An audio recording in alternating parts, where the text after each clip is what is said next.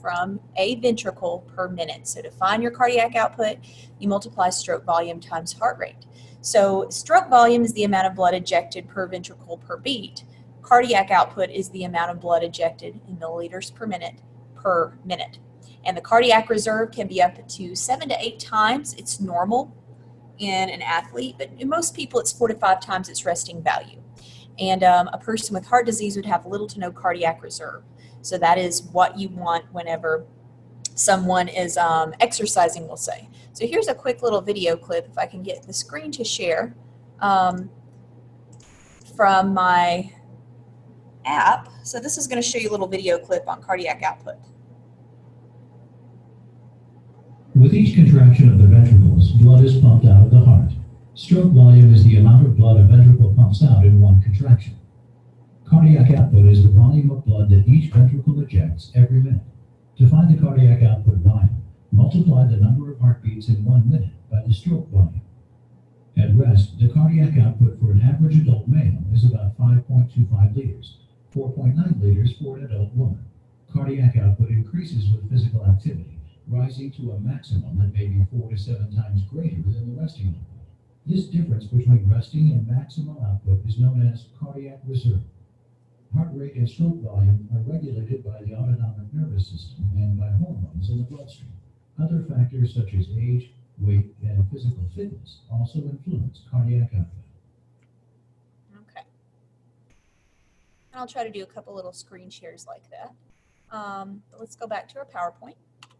So I said that one of your essay questions, which I will go over these at the end of this video, is going to be, what are the 3 factors that regulate stroke volume?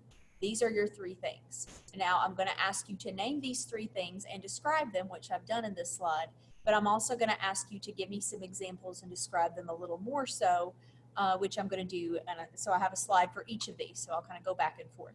So the 3 factors that regulate stroke volume are preload, contractility, and afterload. So let's look at preload first. So what is preload? By definition, preload is the degree of stretch on the sarcomeres of your ventricular cells before your heart contracts.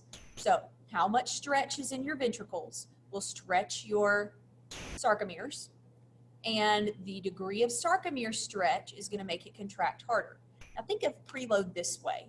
The more blood you fill in the ventricle, the harder that ventricle is going to have to contract to push it out. A high preload is usually a good thing. So greater stretch prior to contraction will increase the strength of the contraction.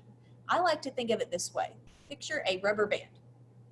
The more I stretch this, the harder it's going to snap when I let it go. I'm not actually going to snap it. But if I pull it back a little, it's not going to have much strength. If I pull it back a lot and I stretch it a lot, it's going to have a lot of strength when I let it go. So the same with your ventricles. The more that ventricle stretches prior to contraction, the harder it is going to have to contract to push that blood out. So the more filling it gets, essentially, the harder it's going to contract to push all that blood out. Now, there are 2 things that will influence how much that ventricle fills and therefore how much degree of stretch your sarcomeres have. And that is the length of time spent diastole. Again, diastole is resting, so the longer it rests, the more opportunity it has to fill.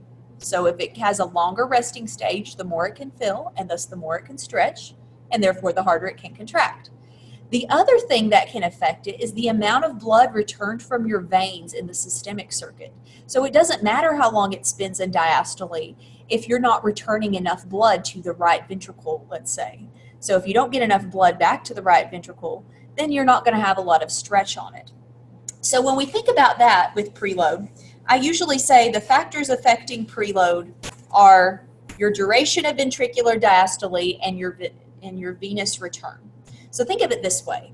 We answered a question at the end of class on that worksheet about unathletic Sylvia. So we said unathletic Sylvia decides to go to the gym and she tells you she wants to make her heart beat as fast as it can. Why might this not be a good idea? Well, we said that she doesn't have enough time to fill up her heart, her ventricles, which is exactly what we're talking about here. We're just giving it a name. It affects her preload because it affects her time spent in ventricular diastole. So if she's out of shape and her heart rate gets very high, her ventricles spend less time in diastole and she has less filling time. Therefore, her cardiac output will get lower as her stroke volume gets lower, and therefore she's not going to get enough oxygen to her brain. So when heart rate is up, diastole is shorter. Less filling time means a smaller end diastolic volume, and your ventricles may contract before they are adequately filled. And the opposite is also true. A lower heart rate means diastole is longer, and more filling time means your ventricle will have a higher amount of stretch. We said this is why physiological cardiomegaly, which is the event that a heart getting larger in an adult that does a lot of cardio, is a good thing. You have a lower heart rate and your heart can actually fill quicker. Your preload is higher.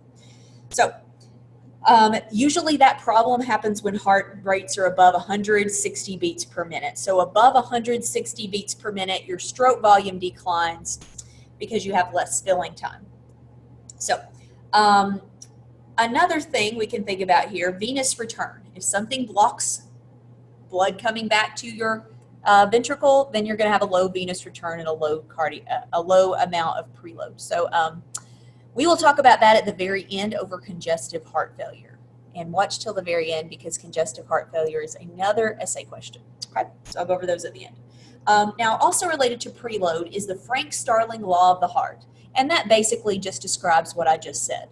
The more the heart fills up when it's relaxed, the greater the contraction will be to push it out. Now, what the Frank-Starling law says, it ensures that the volume discharged from the heart is equal to the volume entering it. So it ensures that both ventricles pump the same volume. If the left ventricle pumps more than the right, all that blood's going to have to eventually return to the right ventricle, and it's going to have the same amount of stretch. If the right ventricle pumps more to the left, all that blood is going to eventually get back to the left ventricle, and it's going to have to pump it out. So the Frank-Starling law of the heart just describes the more degree of stretch, the more harder the heart is going to have to pump to get it out. So essentially, if the right one pumps more than the left one, that right venous return to the left ventricle is going to stretch the left ventricle more, and it's going to contract harder to push it out. So Frank-Starling law of the heart ensures that both ventricles pump the same volume. All right, our second thing, going back to the slide, that regulates stroke volume is contractility, and that's a little easier to understand just as a baseline. Contractility describes the forcefulness of contraction of individual ventricular muscle fibers, so how forcefully each of your fibers contracts. Now, the strength of contraction at any given moment is influenced by either positive inotropic agents or negative inotropic agents. The definition of a positive inotropic agent is something that increases contractility. So you see the heart there pumping the weights. The definition of a negative inotropic agent is something that decreases contractility. So I'm going to name off some positive inotropic agents, and you may want to write those down.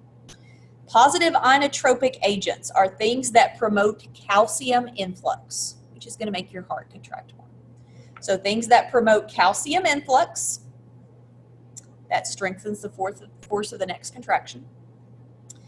Examples of things that promote calcium influx: sympathetic nervous system, which is your fight or flight response. Sympathetic nervous system secretes things like norepinephrine. Another important one is the drug digitalis, D-I-G-I-T-A-L-I-S. Drug digitalis increases calcium, so it increases contractility of the heart. Negative inotropic agents. Now, this little picture is something I got off Pinterest. You don't have to remember that. But the example, well, you need to remember a calcium channel blocker is a negative inotropic agent because it decreases contractility.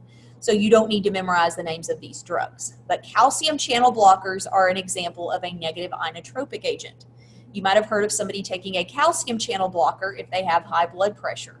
So calcium channel blockers will lower the heart contractility and thus lower your blood pressure. So other things that are negative inotropic agents: inhibition of the sympathetic nervous system, so inhibition of the fight or flight response.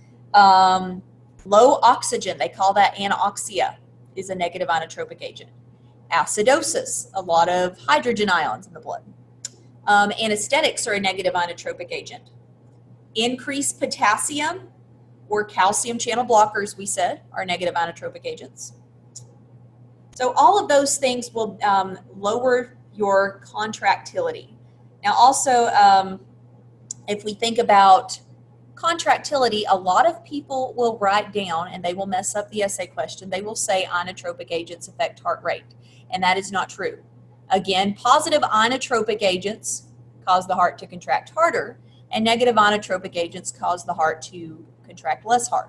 And they mostly have to do with positive inotropic agents allowing more calcium in, negative inotropic agents less calcium.